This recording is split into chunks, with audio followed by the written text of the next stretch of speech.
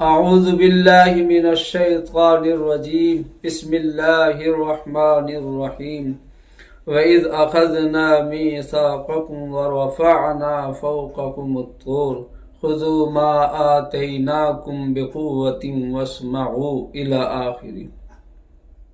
محترم سامعین و ناظرین، اللہ تعالیٰ بنی اسرائیل کے اور یہودیوں کے حالات بیان فرما رہے ہیں۔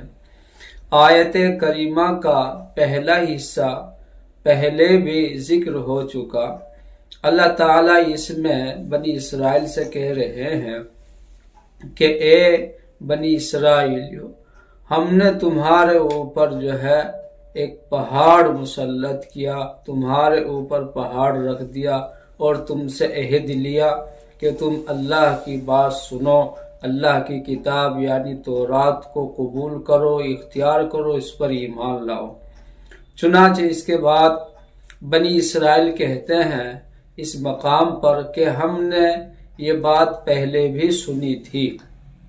قالوا سمعنا وعصینا، ہم نے نہ پہلے عمل کیا تھا اور ہم اب نہ عمل کریں گے۔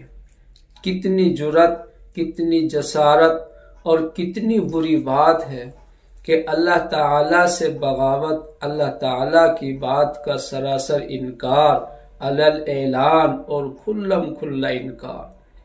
یقیناً یہ انبیاء اور انبیاء بنی اسرائیل کی جو اپنے آپ کو اولاد بتاتے ہیں، یہ انہوں نے حقیقی اور صحیح سچی اولاد ہونے کا حق ادا نہیں کیا۔ سچی اولاد کا اور حقیقی اولاد کا تقاضا یہ تھا کہ وہ اپنے آبا و اجداد یعنی انبیاء کرام کی تقلید کرتے، اتباع کرتے، جس طرح ان کے بڑوں نے، انبیاء کرام نے اللہ تعالیٰ کی طاعات اور فرما برداریاں کی ہیں، انہی کے نقش قدم پر چلنا چاہیے تھا۔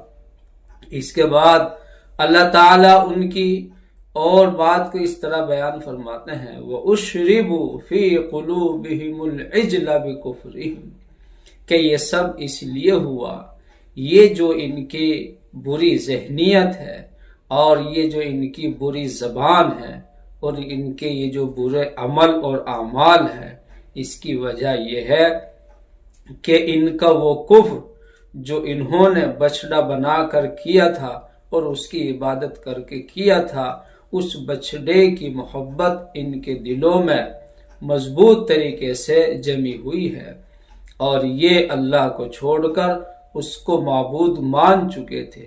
یہ اسی کی نحوست ہے، اسی کے اثرات کی وجہ سے یہ اللہ تعالیٰ سے بغاوت کیے ہوئے ہیں۔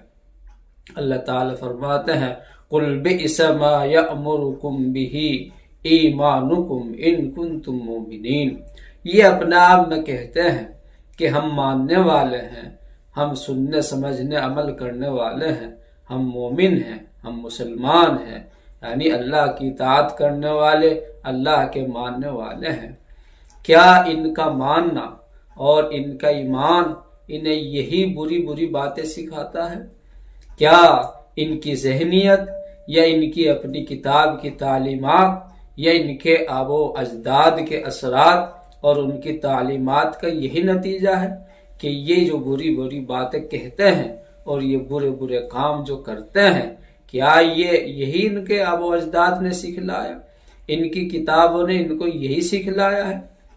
یا اپنے بڑوں سے اور اپنی کتابوں سے، اپنی تعلیمات سے انہوں نے حاصل کر کے اسی کا اظہار کیا ہے؟ یقیناً یہ جھوٹے ہیں، یہ ایمان سے دور ہیں، یہ نہ اللہ کو اللہ تعالیٰ سے ہی ماننے والے ہیں، نہ اپنے انبیاء کرام کی تعلیمات پر عمل پیرا ہیں، نہ اللہ کی نازل شدہ کتابوں کو ماننے والے ہیں۔ یہ صرف ان کا ایک بہانہ ہے، یہ ایک صرف ہیلا ہے۔ سچائی اور حقیقت یہ ہے کہ یہ اس کے ذریعے اپنی ذہنی اختراعات اور اپنی ایجاد کردہ رسم و رواج اور طور طریقے اور اپنی مرضی اور اپنی منشا کا دین اور مذہب لیے پھر رہے ہیں، جس کا حقیقت سے اور واقعیت سے کوئی دور دور کا تعلق نہیں ہے۔ ایسا ایمان اللہ تعالیٰ نے مومنین کو، مسلمین کو اور جناب رسول اللہ صلی اللہ علیہ وسلم کی امت کو عطا فرمایا ہے کہ جو اپنے اللہ کی، نبی کی، کتاب کی یعنی قرآن کریم کی ایک ایک بات کو دل و جان سے مانتے اور قبول کرتے ہیں، اللہ تعالیٰ عمل کرنے کی توفیق عطا فرمائے۔ وما علینا الا البلاغ المبین۔